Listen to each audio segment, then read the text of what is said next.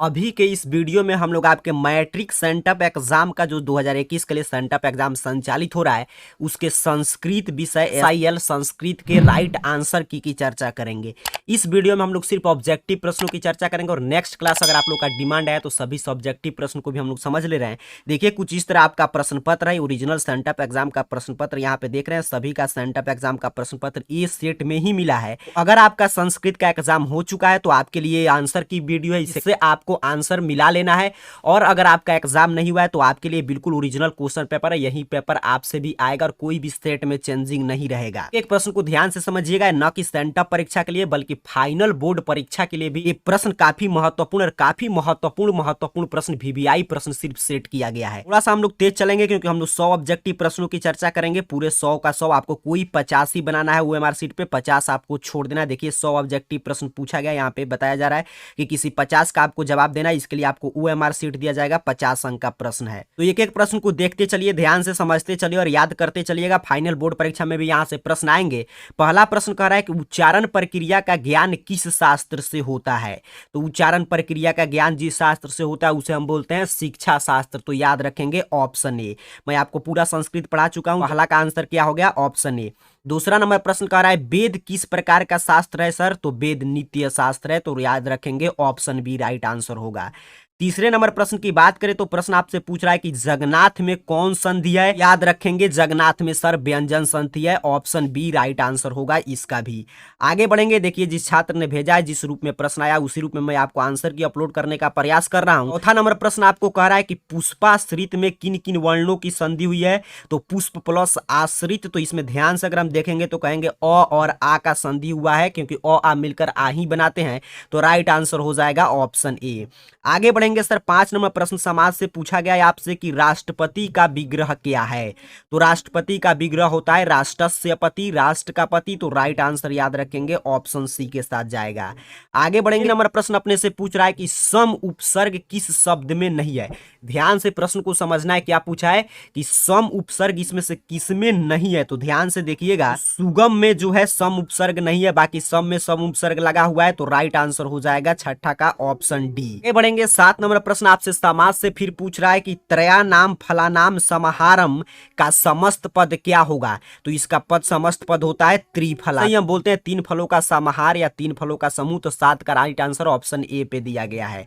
आगे बढ़ेंगे, 8 नंबर प्रश्न की बात करें तो प्रश्न आपसे पूछ रहा है कि पटना में किसके समय में कौमुदी महोत्सव मनाया जाता है। तो इसका राइट आंसर हो जाएगा ऑप्शन बी गुप्त काल में। आगे बढ़ेंगे, 9 नंबर प्रश्न देखिए किसी छात्र के द्वारा भेजा गया। अगर आपका भी एग्जाम हुआ है, आपके पास प्रश्न पत्र है किसी भी सब्जेक्ट का, तो आप हमें टेलीग्राम पे जुड़कर और वहां पे सेंड कर सकते हैं।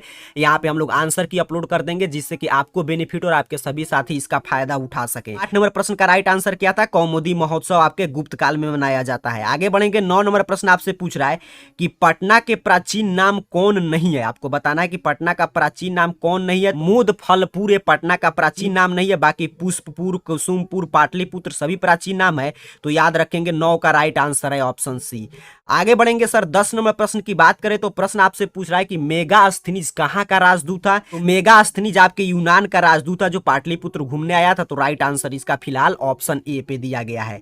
आगे देखिए 11 नंबर प्रश्न बड़ा शानदार है, कह रहा है कि हिरणमयेन पात्रेण डैश डैश सत्य धर्माय दृष्टे मंत्र किस उपनिषद का है। तो ये मंगलम पाठ से, लेकिन पूछा है किस उपनिषद से लिया गया है। तो ए लिया गया है आपके ईशावास्य उपनिषद से। तो राइट आंसर ऑप्शन बी याद रखेंगे। आगे देखिए 12 नंबर प्रश्न आपसे पूछ रहा है कि मंगलम पाठ में कुल कितने मंत्र है। तो बिल्कुल आसान, मैं पूरा चैप्टर आपको पढ़ा चुका हूं, 5 मंत्र हैं सर, याद रखेंगे ऑप्शन सी।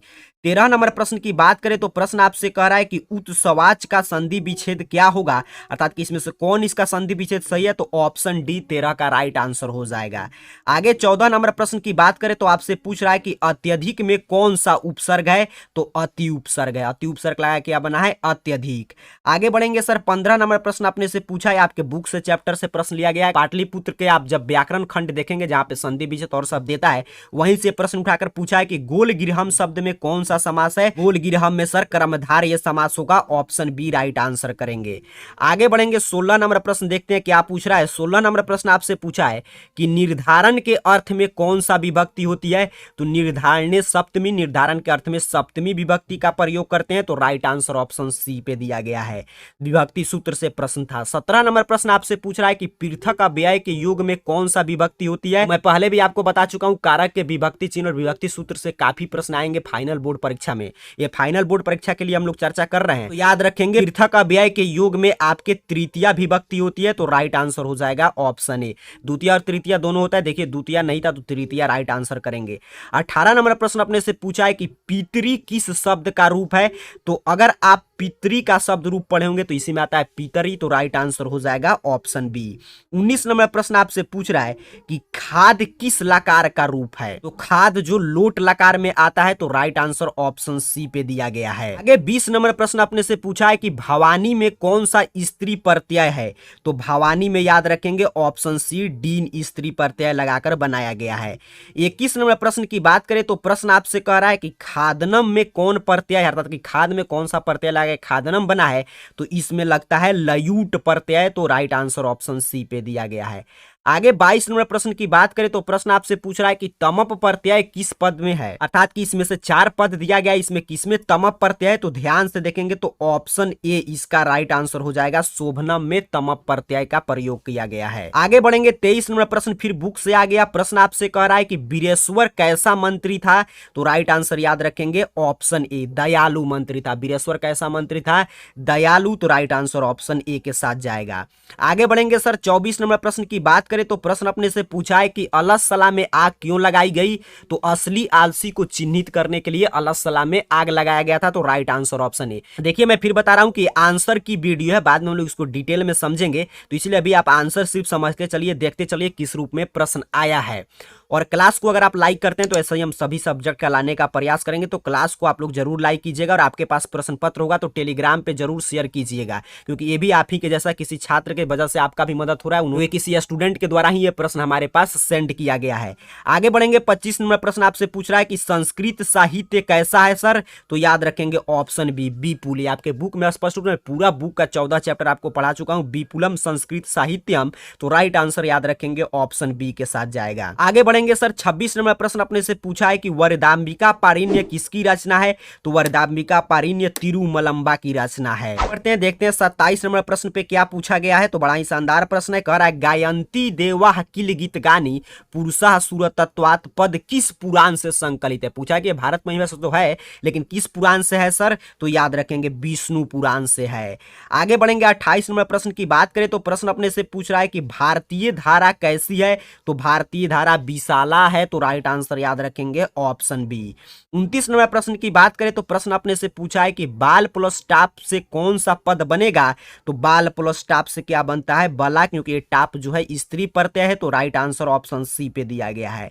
30 नंबर प्रश्न को समझने का प्रयास करें तो प्रश्न आपसे पूछा है कि नम धातु के लिट लकार का रूप क्या होगा? अर्थात कि नम धातु आप लिखेंगे तो लिट लकार के जगह पर क्या आएगा सर? तो आता है इसमें नंस्यंती आएगा लिट लकार में, तो राइट आंसर इसका हो जाएगा ऑप्शन डी। ध्यान से एक एक प्रश्न को समझिएगा, क्योंकि आपके सेंटअप एग्जाम का तो ओरिजिनल प्रश्न पत्र है, उसके साथ साथ आपके फाइनल बोर्ड परीक्षा में भी यहाँ से काफी प्रश्न मिलेंगे। आगे 31 नंबर प्रश्न आपसे पूछ रहा है कि किस शब्द में अनियर प्रत्यय है? इस चारों में से किस में अनियर प्रत्यय है? तो ऑप्शन सी दर्शनियम क्या लगा है? अनियर प्रत्यय। 32 नंबर प्रश्न की बात करें तो प्रश्न आपसे पूछ रहा है कि मनुष्यत्वम में कौन सा तद्धित प्रत्यय है? तो मनुष्यत्वम में तौ तद्धित प्रत्यय है, तो राइट आंसर हो जाएगा ऑप्शन ए। प्रत्यय दो प्रकार के होते हैं, तद्धित और कृत प्रत्यय। 33 नंबर प्रश्न आपसे पूछ रहा है कि तरल प्रत्यय किस अव्यय में नहीं है? इसमें से किस में तरल प्रत्यय नहीं है, ये आपको बताना है। तो ध्यान से देखिएगा, तो अत्र में भी तरल प्रत्यय है, तत्र में भी, अन्यत्र में भी, तो किस में नहीं है पूछा था, तो राइट आंसर आपको ऑप्शन सी ओएमआर सीट पे कलर करना है। आगे बढ़ेंगे सर 34 नंबर प्रश्न की बात करें तो प्रश्न अपने से पूछ रहा है कि जन्म पूर्व संस्कार क्यों किया जाता है?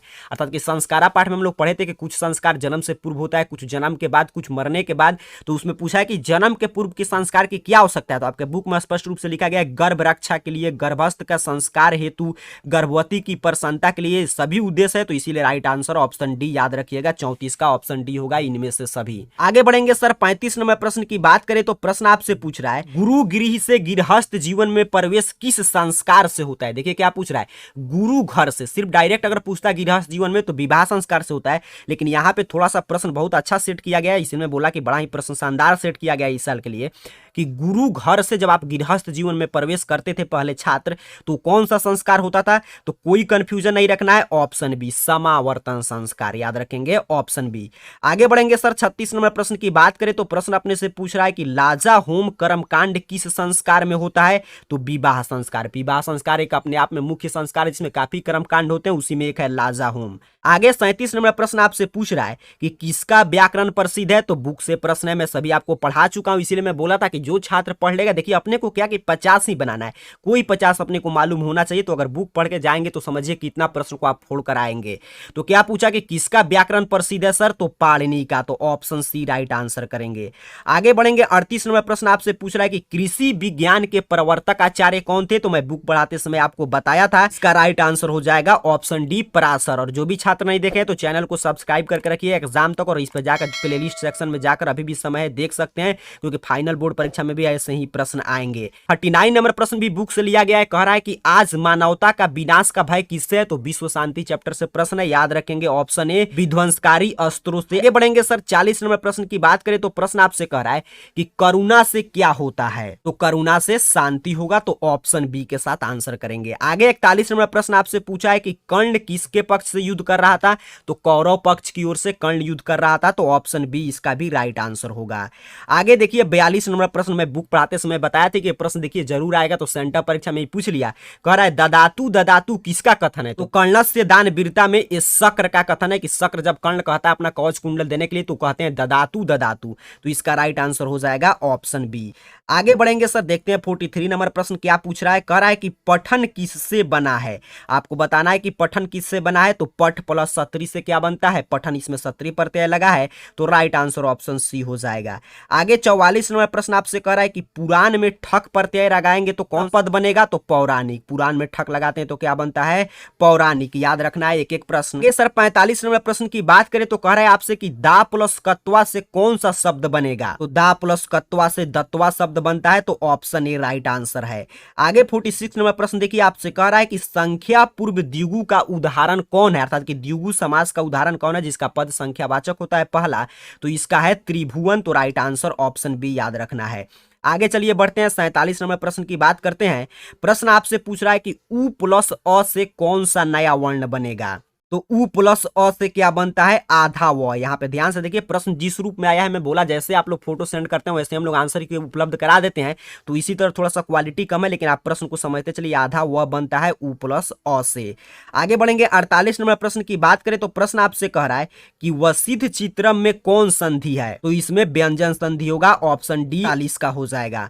49 नंबर प्रश्न कारक सूत्र से पूछा है, कह रहा है कि राघव शिक्षात संस्कृत पठती वाक्य में शिक्षकात जो लिखा गया है इसमें पंचमी विभक्ति किस सूत्र से हुआ है। तो ये हुआ है आपके अख्यातोपयोग सूत्र से। तो राइट आंसर हो जाएगा ऑप्शन बी अख्यातोपयोग पंचमी। तो ऑप्शन बी हो जाएगा। आगे बढ़ेंगे 50 नंबर प्रश्न की बात करें तो प्रश्न आपसे कह रहा है कि किस कारक में पंचमी विभक्ति होती है। तो पढ़े होंगे आपादाने पंचमी। तो आपादान कारक में पंचमी विभक्ति का प्रयोग होता है। सूत्र है आपादाने पंचमी। तो राइट आंसर ऑप्शन ए। आपको देखिए परीक्षा में 85 बनाना है, चाहे सेंटअप एग्जाम हो या बोर्ड एग्जाम, लेकिन कोई भी 50 आप बना सकते हैं, आप स्वतंत्र है। तो हम लोग 100 ऑब्जेक्टिव प्रश्न की चर्चा करेंगे क्योंकि ये सभी प्रश्न आपके आने वाले बोर्ड परीक्षा के लिए महत्वपूर्ण है। आगे 51 नंबर प्रश्न आपसे पूछ रहा है कि पृक्षति में कौन सा धातु है सर। तो याद रखेंगे ऑप्शन सी प्रक्ष धातु से क्या बनता है, पृक्षति। 52 नंबर प्रश्न आपसे पूछ रहा है कि फलम शब्द का तृतीय बहुवचन रूप कौन सा होगा। अर्थात कि फलम का अगर आप शब्द रूप याद किए होंगे तो आपको बताना है कि तृतीय बहुवचन में कौन सा रूप होगा सर। तो याद रखेंगे ऑप्शन बी फलई। क्या होता है, फलई। आगे देखिए 53 नंबर प्रश्न अपने से पूछ रहा है कि नीति श्लोका पाठ के आधार पर परम श्रेय क्या है। तो नीति श्लोका पाठ भी हम लोग पढ़े थे, तो उसमें बताया गया है कि परम श्रेय क्या होगा, धर्म। क्या हो जाएगा इसका आंसर, धर्म। ऑप्शन बी आपको याद रखना है। 54 नंबर प्रश्न पूछ रहा है कि अनर्थ का हनन किससे होता है, अर्थात कि अनर्थ का हनन किससे होता है। ये भी नीति श्लोक का पाठ से ही प्रश्न है, तो हम लोग पढ़े थे पराक्रम से अनर्थ का हनन होता है, तो राइट आंसर ऑप्शन बी पे दिया गया है। आगे बढ़ते हैं सर। 55 नंबर प्रश्न की बात करें तो प्रश्न आपसे पूछ रहा है कि छात्रामध्ययनम तप का उपदेश राम परवेश राम को किसने दिया था। तो कर्मवीर कथा जो हम लोग पढ़े थे तो उसी से प्रश्न लिया गया। पूछ रहा है कि राम परवेश राम को किसने बताया था कि छात्रों के लिए अध्ययन ही छात्र का तप है, तो राइट आंसर याद रखेंगे ऑप्शन ए, उसके गुरु ने उपदेश दिया था। आगे 56 नंबर प्रश्न आपसे पूछ रहा है कि राम परवेश राम किसको जीवन की परम गति मानकर अध्ययन में जुट गया, तो शिक्षा कर्म को। किसको, जब गुरु ने उपदेश दिया तो उसने शिक्षा कर्म को परम गति मानकर अध्ययन में जुट गया, ऑप्शन ए राइट आंसर करेंगे। आगे बढ़ेंगे सर। 57 नंबर प्रश्न की बात करें तो स्वामी दयानंद क्या थे, पूछा है, तो एक महान समाज सुधारक थे, आपके बुक से प्रश्न है, ऑप्शन ए राइट आंसर है। आगे 58 नंबर प्रश्न देखिए आपसे पूछ रहा है कि मंदाकिनी में कौन स्नान करते हैं, तो मंदाकिनी में ऋषिगण स्नान कर रहे थे, तो ऑप्शन बी राइट आंसर हो जाएगा। आगे 59 नंबर प्रश्न कर रहा है कि कथम मार्केते त्वम विश्वासम किसकी उक्ति है, अर्थात कि किसने कहा था कि तुम पर मैं कैसे विश्वास कर सकता हूं, व्याघ्रपति कथा से लिया गया है, तो ये उक्ति है पथिका, पथिक बाघ से बोला था कि तुम हिंसक पशु हो, तुम पे मैं कैसे विश्वास कर सकता हूं। 60 नंबर प्रश्न आपसे पूछ रहा है कि गवे गो शब्द के किस विभक्ति का रूप है, अर्थात कि गो शब्द रूप याद करेंगे तो गवे किस विभक्ति में आता है, यही आपसे पूछा है। 60 का राइट आंसर हो जाएगा ऑप्शन बी चतुर्थी विभक्ति। आगे बढ़ेंगे सर। 61 नंबर प्रश्न की बात करें तो कह रहा है कि अ ओ के मेल से कौन सा नया वर्ण बनेगा, तो अ क्या बनता है, अ प्लस ओ जोड़ते हैं तो अ बन जाता है, तो राइट आंसर ऑप्शन ए पे दिया गया है। आगे 62 नंबर प्रश्न की बात करें तो प्रश्न आपसे कह रहा है कि उपग्रामम का विग्रह क्या होगा, अर्थात कि उपग्रामम का समास विग्रह पूछा है आपसे, तो ग्रामस्य समीपम को क्या बोलते हैं, उपग्रामम, तो राइट आंसर हो जाएगा ऑप्शन बी। आगे सर 63 नंबर प्रश्न आपसे फिर पूछ रहा है कि आपादान कारक में कौन विभक्ति है, तो प्रश्न रिपीट किया, अभी ऊपर हम लोग चर्चा किए थे कि आपादाने पंचमी, तो राइट आंसर हो जाएगा ऑप्शन सी। आगे 64 नंबर प्रश्न तो हर साल पूछता है बिहार बोर्ड, राजन शब्द का तृतीय विभक्ति एक वचन का रूप कौन सा होगा, तो 64 का राइट आंसर ऑप्शन डी याद रखेंगे रागया होता है। 65 नंबर प्रश्न आपसे पूछ रहा है कि राघव पद में कौन सा तद्धित प्रत्यय है, मैं शुरू में बताया कि प्रत्यय दो प्रकार के होते हैं, तद्धित और कृत, वहीं पूछ रहा है कि राघव पद में कौन सा तद्धित प्रत्यय है, तो याद रखेंगे अण। आगे बढ़ेंगे 66 नंबर प्रश्न की बात करें तो कह रहा है कि परि प्लस छेदह का संधि क्या होगा, अर्थात कि किसका संधि विच्छेद किया गया, यही आपसे पूछ रहा है, तो इसका होता है परिच्छेदः। देखिए दो लिखा गया है लेकिन राइट आंसर ऑप्शन बी वाला होगा परिच्छेदः। आगे बढ़ेंगे सर 67 नंबर प्रश्न की बात करें तो प्रश्न आपसे पूछ रहा है कि प्रत्येकम का विच्छेद क्या होगा, अर्थात कि प्रत्येकम का संधि विच्छेद क्या होगा, तो प्रति प्लस एकम, ऑप्शन बी राइट आंसर है। आगे 68 नंबर प्रश्न ध्यान से समझिएगा, एक एक प्रश्न आपके आने वाले बोर्ड परीक्षा के लिए महत्वपूर्ण है। कह रहा है कि किंचती में कौन संधि है, तो किंचती में ऑप्शन बी व्यंजन संधि है। आगे 69 नंबर प्रश्न की बात करें तो प्रश्न आपसे पूछ रहा है किस समास का पूर्व पद प्रधान होता है, तो समास अगर आप पढ़े होंगे तो कहिएगा अव्ययीभाव समास, ऑप्शन ए राइट आंसर है। 70 नंबर प्रश्न आपसे पूछ रहा है कि कर्म कुशल का विग्रह क्या होगा, तो कर्म कुशल का विग्रह होता है कर्मणि कुशलः, तो राइट आंसर ऑप्शन सी हो जाएगा। आगे बढ़ेंगे सर 71 नंबर प्रश्न की बात करें तो प्रश्न आपसे पूछ रहा है कि संख्या पूर्वो द्विगु सूत्र का उदाहरण कौन सा है, तो इसका संख्या पूर्व द्विगु समास, द्विगु समास का उदाहरण सीधे सीधे पूछा है, तो राइट आंसर ऑप्शन सी सप्तपदी पहला पद संख्यावाचक है। 72 नंबर प्रश्न आपसे पूछा है कि संस्कृत में उपसर्ग कितने हैं, उपसर्ग की संख्या कितना है, तो आपके सिलेबस के अनुसार संस्कृत में 22 उपसर्ग है, राइट आंसर ऑप्शन डी पे दिया गया है। आगे 73 नंबर प्रश्न ध्यान से देखिए, थोड़ा सा पेपर का क्वालिटी कम है क्योंकि मैं बोला जिस रूप में आप लोग प्रश्न पत्र भेजते हैं उसी रूप में हम लोग आंसर की अपलोड कर देते हैं, तो आपके पास भी कोई प्रश्न पत्र होगा तो टेलीग्राम पे सेंड कीजिएगा, उसका भी आंसर की अपलोड कर दिया जाएगा। कह रहा है कि किस शब्द में वी उपसर्ग है सर, तो राइट आंसर इसका ऑप्शन सी पे दिया गया है, विधानम में वी उपसर्ग है। आगे 74 नंबर प्रश्न आपसे पूछ रहा है कर्ता के सर्वाधिक इच्छित वस्तु में कौन कारक होता है, कह रहा है कि कर्ता के जो सबसे इच्छित वस्तु होता है उसमें कौन कारक होता है, तो ये भी आपके कारक सूत्र से प्रश्न है, कर्म कारक, ऑप्शन ए राइट आंसर है। आगे देखिए 75 नंबर प्रश्न आपसे पूछा है कि किस पद में चतुर्थी विभक्ति है, तो याद रखिएगा ऑप्शन बी लताया में चतुर्थी विभक्ति है, लता का शब्द रूप आपको याद रहना चाहिए, बचपन से आप याद किए होंगे। 76 नंबर प्रश्न कह रहा है कि किम सर्वनाम का सप्तमी विभक्ति का रूप कौन सा, अर्थात कि किम सर्वनाम का जब आप विभक्ति रूप याद करेंगे तो सप्तमी विभक्ति का रूप कौन सा होगा सर, तो ऑप्शन सी कस्मिन, क्या होता है, ऑप्शन सी इसका राइट आंसर है कस्मिन। 77 नंबर प्रश्न आपसे कह रहा है कि धाव धातु का विधि लिंग लकार में कौन सा रूप है, अर्थात कि धाव धातु का अगर धातु रूप याद किए होंगे तो विधि लिंग में इस चारों में से कौन सा आएगा, तो ऑप्शन डी धावेत। क्या आता है? धावेत। आगे बढ़ेंगे सर, 78 नंबर प्रश्न आपसे पूछ रहा है कि गायती किस धातु का रूप है? तो गायती गय धातु का रूप में आता है, तो 78 का याद रखिएगा ऑप्शन ए हो जाएगा। 79 नंबर प्रश्न आपसे कह रहा है कि एक वाक्य दिया है, मंदम मंदम वायु वाति। वाक्य में मंदम मंदम पद में जो द्वितीय विभक्ति हुआ है वो किस सूत्र से हुआ है, यही प्रश्न पूछ रहा है। तो ए हुआ है क्रिया विशेषण द्वितीय से, तो ऑप्शन बी राइट आंसर है। 80 नंबर प्रश्न आपसे पूछा है कि करने तृतीया इस सूत्र का उदाहरण निम्न में कौन सा, अर्थात कि करने तृतीया का प्रयोग करके कौन सा वाक्य लिखा गया है? याद रखेंगे ऑप्शन बी पे वाक्य लिखा गया है, इसमें करने तृतीया सूत्र का प्रयोग किया गया है, त्वम कलमेन लिखसी। आगे बढ़ेंगे 81 नंबर प्रश्न की बात करें तो प्रश्न आपसे कह रहा है कि गंतुम में कौन सा प्रत्यय है सर? तो याद रखेंगे ऑप्शन डी। क्या लगाया गया है? तुमुन प्रत्यय है गंतुम में।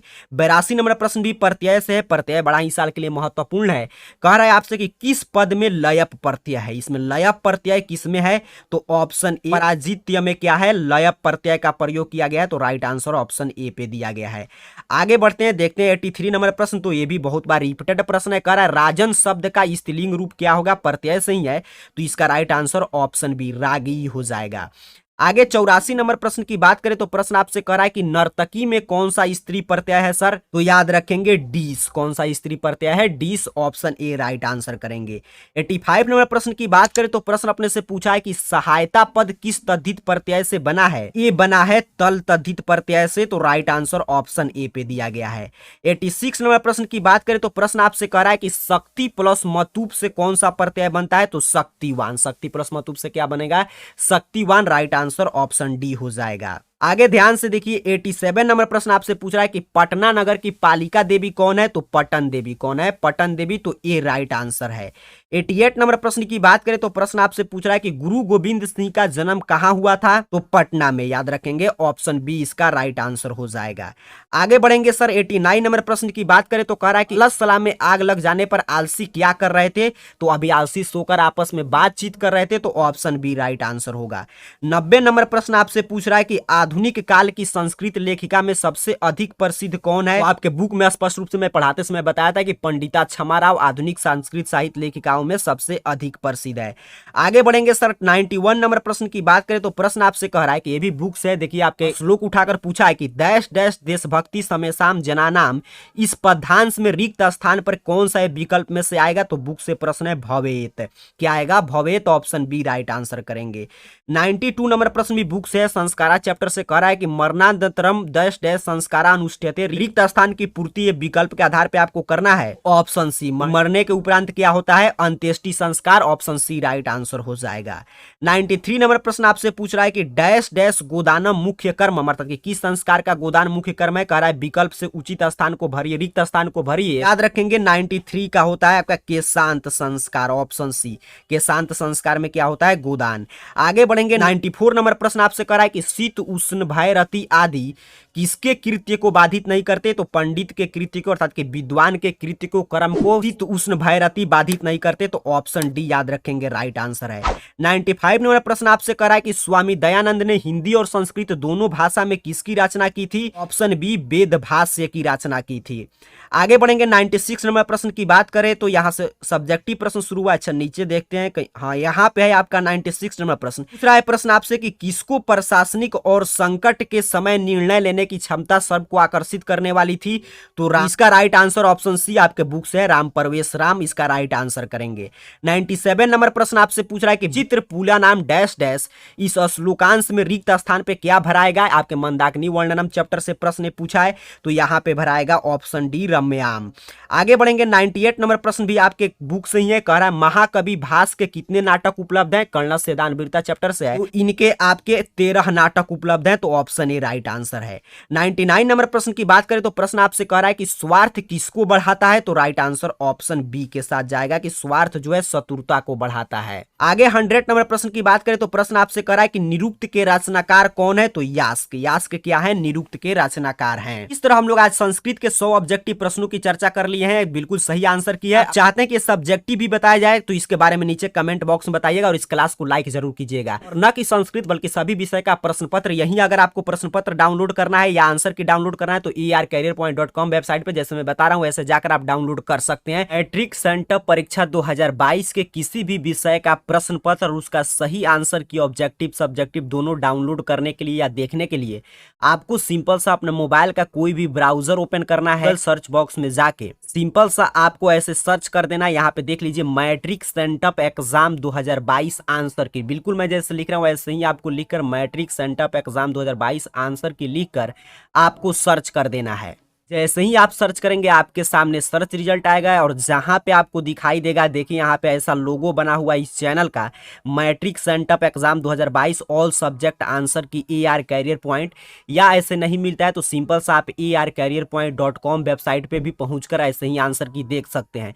आपको सिंपल सा इस पोस्ट पे क्लिक करना है। आपके सामने कुछ इस तरह पोस्ट ओपन हो जाएगा। मैं बोला नहीं आपको नहीं मिलेगा तो ercareerpoint.com सर्च करके सीधे आप पहुंच सकते हैं। यहाँ पे देखिए बताया जा रहा है 10th के सेंटअप एग्जाम के सभी विषय का आंसर की, यहीं पे आपको नीचे की तरफ स्क्रॉल डाउन करना है और यहाँ पे सभी विषय का आंसर की दिया गया है। जैसे उदाहरण के तौर पे मान लीजिए मुझे संस्कृत का आंसर की देखना है, यहाँ पे आपको एक विषय का उदाहरण लेकर बता रहा हूँ, आप सभी विषय का ऐसे ही फॉलो कर सकते हैं। जैसे मैथ का चाहिए तो यहाँ पे क्लिक हियर पे आप क्लिक करेंगे, मैथ का आपके सामने ओपन हो जाएगा। मैं बोला मुझे संस्कृत का चाहिए तो मैं संस्कृत के सामने बना हुआ क्लिक हियर पे यहाँ पे क्लिक करूंगा, से ही आपके सामने देखिए इस तरह संस्कृत के आंसर की का पेज ओपन हो जाएगा। यहाँ पे आप जानते हैं संस्कृत में 100 ऑब्जेक्टिव पूछा गया है आपके सेंटअप एग्जाम में, तो यहाँ पे देखिए 100 तक का बिल्कुल राइट आंसर जो हम लोग इस चैनल पे भी चर्चा की है यहाँ पे दिया गया है। यहाँ से देखकर आप लिख सकते हैं। यहीं पे नीचे की तरफ आप बढ़ेंगे, यहीं पे थोड़ा सा नीचे आप स्क्रॉल डाउन करेंगे तो यहाँ पे आपको मिल जाएगा क्वेश्चन पेपर, ये डाउनलोड का जो ऑप्शन है इस पे क्लिक करके अगर आपको डाउनलोड करना है तो डाउनलोड कर सकते हैं।